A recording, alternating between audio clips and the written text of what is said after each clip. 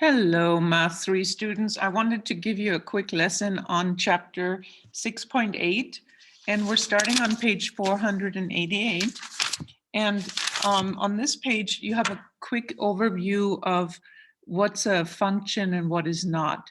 This picture is quadratic equation function. It's a function because it passes the vertical line test. This one is the inverse of this function. And it's a relation. That means it does not pass the vertical line test. And this I wanted to talk about because it shows domain and range. You're going to get some questions about what's the domain and what's the range. And so the domain always correlates with the x-axis, which is the horizontal axis here. So in this case, our domain would start, all our x values are to the right of 0. So we can say the domain, or capital D, I should say. I'll just use that for short. The domain is all numbers bigger than, and I think included, 0. And the range is always the y values that are allowed. You don't have any x values on the left here of 0. And the y values are the vertical line. And notice all the numbers that you're going to get for this graph are positive. None of them are negative down below. So all the y values are greater than or equal to 0. This is how you identify domain and range. Let's look at this one. This is probably the inverse of that function. So the inverse, the domain, it's also a function, by the way, because it passes the vertical line test. So again, our x's start at 0, it's the same thing. So all the numbers are bigger than 0, none of them are onto the left. And if you look at the y values, that's your range. All of them are positive, none of them are negative. Another thing I wanted to show you is that when you find the inverse of a graph, if you draw an imaginary line that is the equation y equals x, the graph is reflected on that line, and that's how this one. So if you reflect each point over on that imaginary line and you connect them, you're going to get the inverse graph. Just a quick, I don't know if they made that clear on Savvas, but it's good to kind of go over it. So on this page, all I wanted you to see is this. Then we're jumping to page 491. 491 has one question I want to do, and you do need Desmos graphing calculator. So I'm going to write that here for all your homework.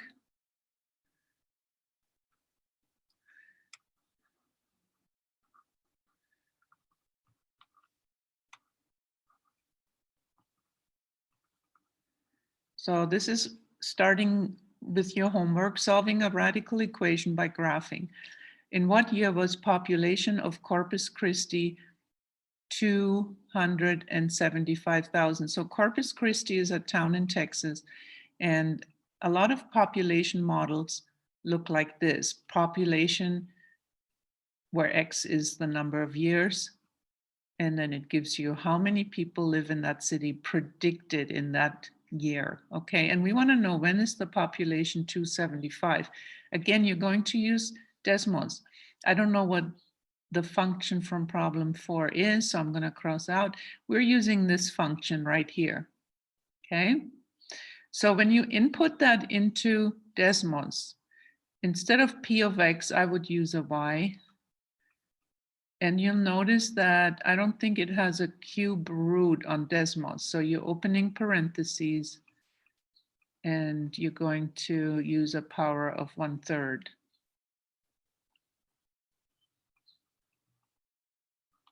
Your power key is on the keyboard and you would put in 1/3.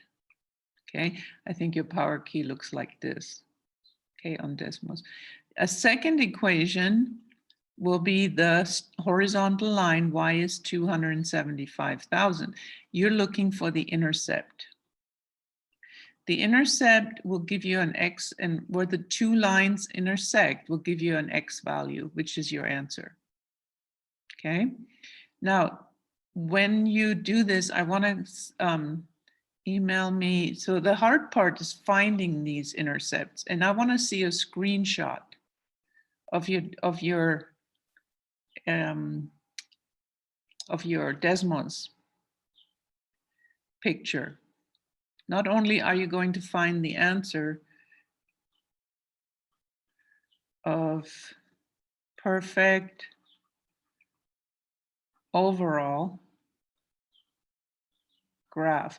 And when I say overall graph, it's not just the part where they intersect. I want to see a huge screenshot. How does this graph look, this power of 1/3? I want to see like a nice and major picture. Are you understanding what I'm saying? So you're going to have to zoom in or zoom out and make it to where I see a good total picture.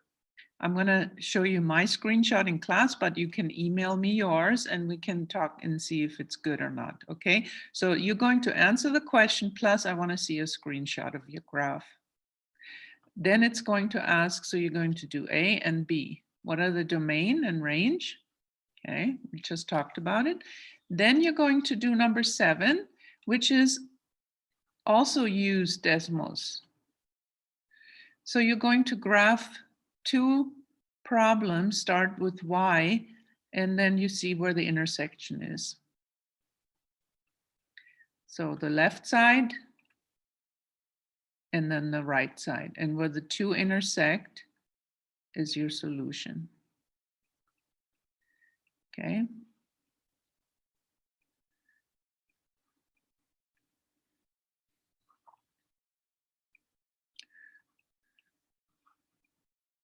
And we always want the X value.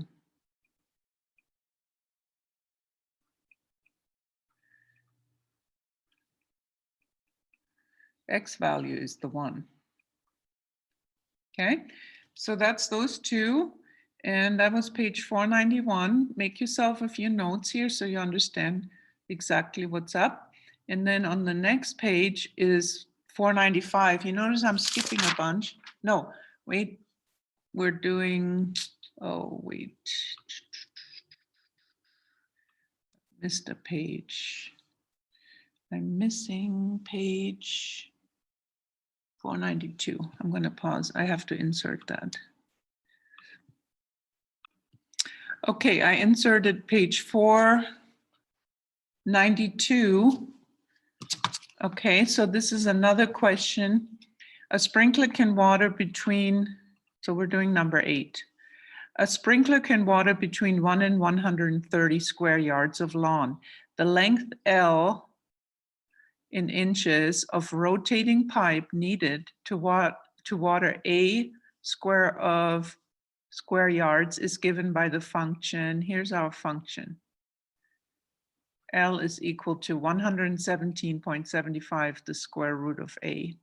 So what happens is you got a sprinkler sticking out, probably some out of the ground, some below ground. That's L, yeah, the inches of the pipe. And the sprinkler waters like usually a section like that, and that's the area A. So L, length of pipe. A is the area that pipe will water. The higher the pipe, I think, I don't know, I'm not sure. The length of the pipe is important. Probably the longer the pipe, the more area. That's my clue, okay? Graph the equation on your calculator, that's desmos. So you're going to graph this on desmos and you can copy it here, the graph, yeah? This is a square root. So you can find that on desmos on the keyboard. The square root is there. And I don't know if you can use L and A, you might use X and Y. This would be Y, this would be X. Or try to use L and A. It might take it, okay? So you're going to graph this thing and you're going to show a picture here, okay? Now we're going to answer the questions. How much area can be watered if the length of the pipe is 500? So then you're going to graph L is 500. That's going to be a horizontal line. And it's going to intersect your graph at a certain point. And that's where your answer is. It's always the X value. And then you're going to do the same for L is 800, another horizontal line, and then L is 1,300. Okay, so you're going to have some kind of graph, whatever it looks like. This is not what it looks like, but I'm just showing. And you're going to have 3 horizontal lines, these. And those are the solutions that you need. Okay. What are the domain and range? Again, look at what numbers can you use for X and what numbers are the answers. Are they positive, negative? Are there any numbers excluded? Can we have any negative X's because it's a square root function, right? I'm going to rewrite that as Y equals 117.75 times the square root of X. So notice in the domain, you can only use positive numbers, including 0. You could put a square root of 0. So that would make your domain is restricted to all positive numbers. How about the output, Y? Can there any be negative answers? Can the length of the pipe be a negative number? Think about that, okay? So that's domain and range, and that's it on that page. Also, I wanted to show you my screenshot of my graph just to give you an idea what I'm expecting from you. Now, that doesn't mean copy this. Obviously, you want to do it yourself, okay? And this would be your solution right here. Click on it and it'll give you your answer.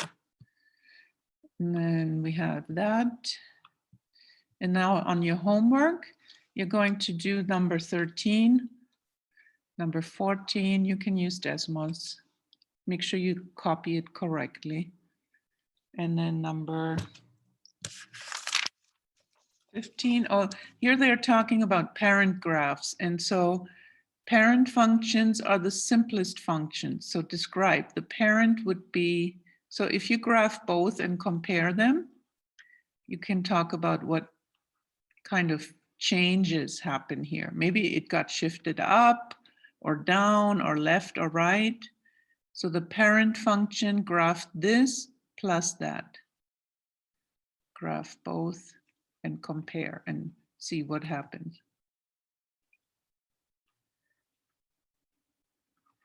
So for the whole homework, you're using desmos. And then this parent function is y is equal to x to the power of 1/3, which is the cube root of x. So you're going to graph both of these and see, when you put this in, you need to use parentheses. Otherwise, it'll only take the very last number and raise it to that power. Okay, again, graph both of the functions and see the parent function is the very simple one, but what happens? Did it shift left, right, up, down? That's kind of what you need to talk about. And then on the very last page, you have one more question and it's asking about domain and range. Compare the domain and ranges of each pair of function. Starts here. Domain is your x's, range is your y. Domain is your x's. What numbers can you use for x?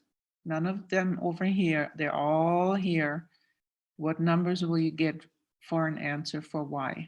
So when it's asking about domain and range, it's usually saying, are they all positive? Are they all negative?